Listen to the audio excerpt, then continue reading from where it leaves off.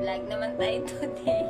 Kasi, natatawa talaga ako sa pamilya ko, guys, no? So, I don't care about you. Kung mag-comment ka sa video ko, kung mga nonsense or negative, so what? So, sinasabi ko lang kung ano ang dapat kong gawin kasi isa akong OFW dito sa Saudi Arabia at may malaking problema sa pamilya ko. So, personal family problem. So, ito na guys, sasabihin ko na sa inyo para masitaw daw na ang problema namin na mag-asawa. And of course, so, yung eldest ko, papuntahin ko na sa barangay hall para na doon na kami close talaga yung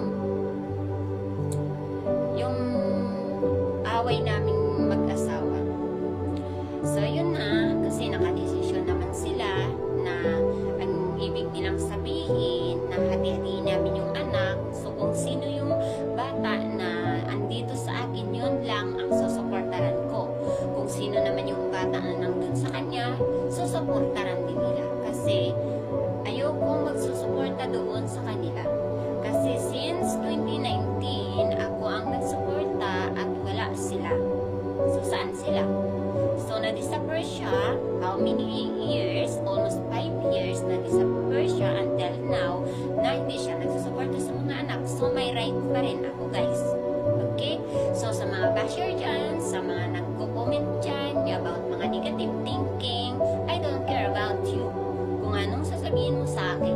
Basta sinasabi ko yung totoo kung ano man ang desisyon ko dahil ako ang nanay ng mga bata. Okay?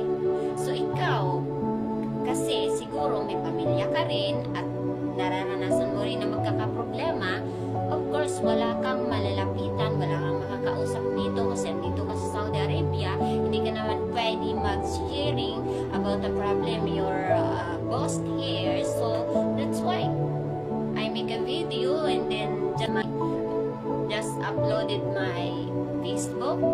And kung sino mag-comment dito